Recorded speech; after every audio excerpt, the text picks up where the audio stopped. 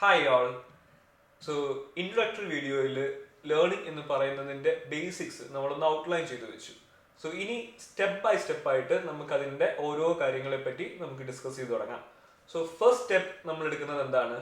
Inputting. How you take things into your brain.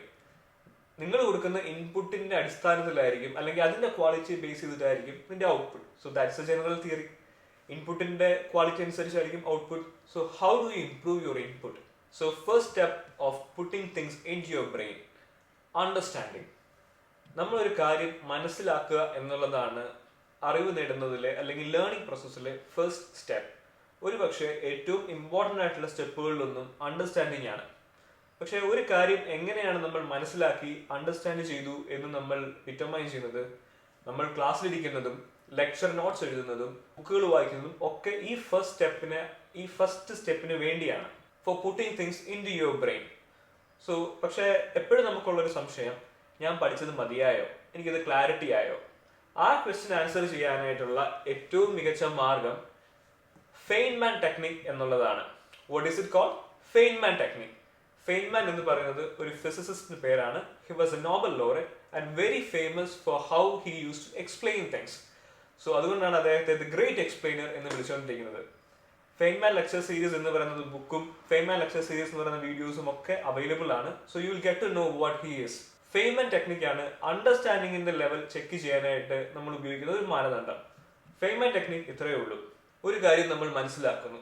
ആ മനസ്സിലാക്കിയ കാര്യം ഒരുപാട് കോംപ്ലിക്കേറ്റഡ് ടേംസോ ജാർഗൺസോ ഒന്നും ഉപയോഗിക്കാതെ വളരെ ലളിതമായിട്ട് ഒരു 5 വയസ്സുകാരന് മനസ്സിലാകാവുന്നത് പോലെ, അല്ലെങ്കിൽ നിന്റെ കൂട്ടുകാരന് മനസ്സിലാകാവുന്നത് പോലെ, ഒരു ലെയിൻ മാനിന് മനസ്സിലാകാവുന്നത് പോലെ നിനക്ക് എക്സ്പ്ലെയിൻ ചെയ്യാൻ പറ്റുമെങ്കിൽ that means you have understood the concept.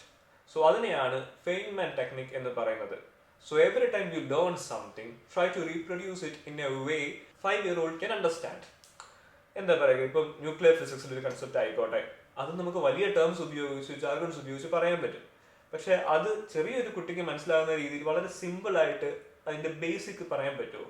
അതിന്റെ മൊത്തം ആ കുട്ടിക്ക് പറഞ്ഞു കൊടുക്കണം എന്നുള്ളതല്ല, പക്ഷെ നിനക്ക് ഓർക്കാവുന്ന രീതിയിൽ അതിനെ ഒരു സ്ട്രക്ചർ ആക്കാൻ പറ്റുന്നുണ്ടോ എന്നുള്ളതാണ് അതിന്റെ അണ്ടർസ്റ്റാൻഡിങ്.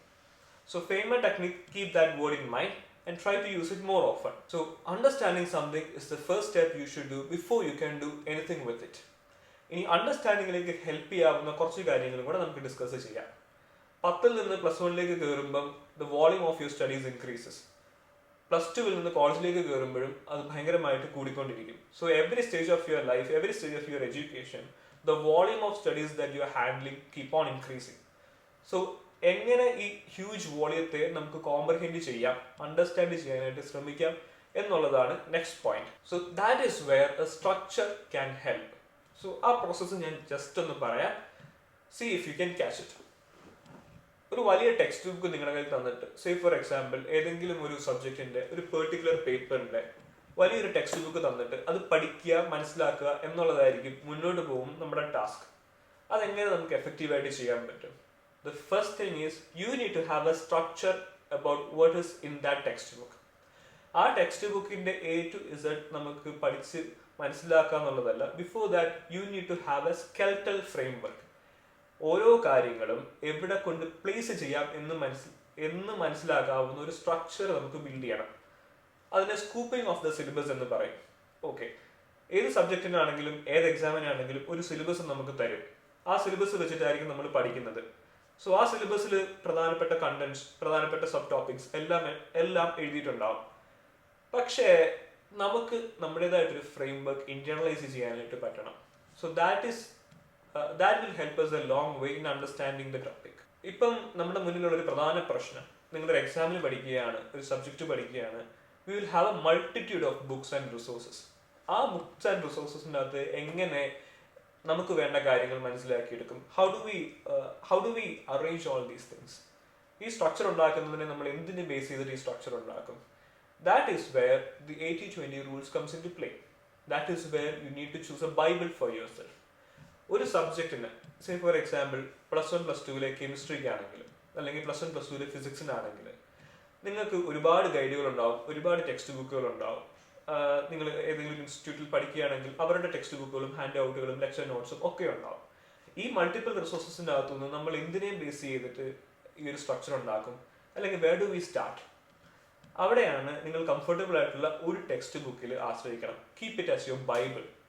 ആ ബൈബിൾ ഉപയോഗിച്ച് നമ്മൾ ആ സ്ട്രക്ചർ ബിൽഡ് ചെയ്യാനായിട്ടാണ് ആദ്യം ശ്രമിക്കേണ്ടത്.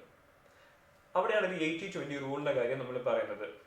What the 80-20 rule says is that 80% of your results comes from 20% of your work. ഏറ്റവും എസെൻഷ്യൽ ആയിട്ടുള്ള 20% കംപ്ലീറ്റ് ചെയ്താൽ 80% of the result will come from that.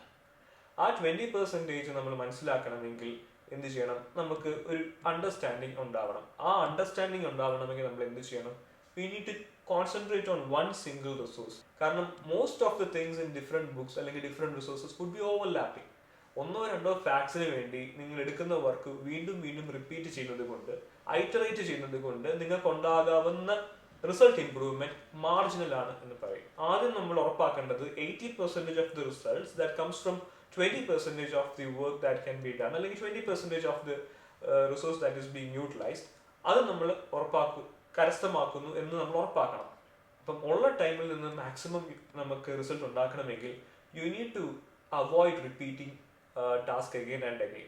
അതിന് നമ്മൾ സ്മാർട്ടായിട്ട് ഒരു റിസോഴ്സിൽ നമ്മൾ കോൺസെൻട്രേറ്റ് ചെയ്യുക. ആ റിസോഴ്സിൽ നിന്ന് മാക്സിമം നമ്മൾ ഡേറ്റ കളക്ട് ചെയ്യുക, ഇൻഫർമേഷൻ കളക്ട് ചെയ്യുക. So that is how you can smartly use your resources. Resource over populated ആയിട്ടിരിക്കുന്ന ഒരു അവസ്ഥയിൽ നിന്ന് ഒരു റിസോഴ്സിൽ നിന്ന് മാക്സിമം ഡേറ്റ കളക്ട് ചെയ്ത് keep it as your bible, use it to make structure, and then you can start pouring data and information into that structure. So don't lose your track. നമ്മൾ discuss ചെയ്തുകൊണ്ടിരിക്കുന്നത് getting things into your brain എന്ന സെഗ്മെന്റിനെ പറ്റിയാണ്.